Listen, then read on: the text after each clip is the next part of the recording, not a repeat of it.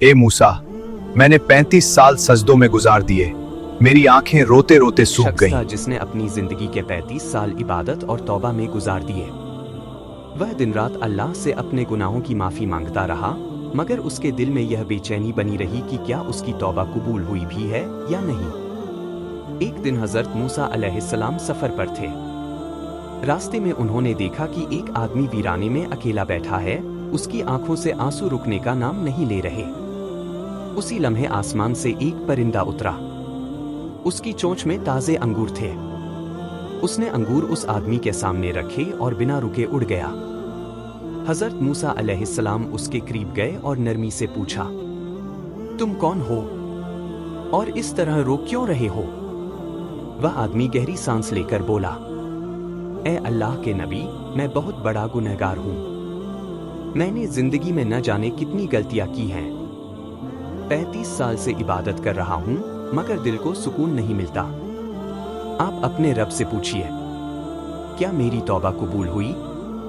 حضرت موسیٰ علیہ السلام نے اللہ تعالیٰ سے عرض کی۔ جواب آیا، اے موسیٰ، یہ بندہ اپنی توبہ میں بھی صرف اپنے بارے میں سوچتا رہا۔ اس نے کبھی کسی اور کی پرواہ نہیں کی۔ یہاں تک کہ وہ پرندہ جو روز اس کے لیے روزی لاتا رہا، اس کے لیے بھی اس کے دل میں کوئی احساس پیدا نہیں ہوا۔ اسی وجہ سے اس کی توبہ قبول نہیں ہوئی۔ جب یہ پیغام اس آدمی تک پہنچا تو اس کی آنکھیں اور بھر آئیں۔ اس نے پوچھا، اے موسیٰ، کیا میری 35 سال کی عبادت کا کوئی ثواب بھی نہیں؟ اللہ تعالیٰ نے فرمایا، اسے بتا دو کہ اسے ایک دعا مانگنے کا حق دیا جاتا ہے، مگر معافی کے سوا جو چاہے مانگ سکتا ہے۔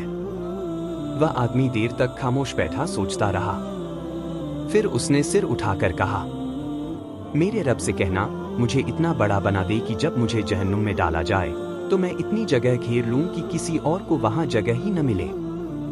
حضرت موسیٰ علیہ السلام کے چہرے پر ہلکی مسکان آ گئی۔ انہوں نے یہ بات اللہ تعالیٰ تک پہنچائی۔ جواب آیا، اے موسیٰ، آج تک اس نے اپنے لیے ہی مانگا، مگر آج پہلی بار اس نے دوسروں کے بارے میں سوچا ہے۔ جا کر اسے خوشخبری دے دو کہ میں نے اس کے تمام گناہ معاف کر دیے۔ نصیحت: اللہ صرف لفظ نہیں دیکھتا، وہ نیت دیکھتا ہے۔ اور جس دن انسان اپنے آپ سے نکل کر دوسروں کے لیے سوچنے لگتا ہے، اسی دن رحمت کے دروازے کھل جاتے ہیں۔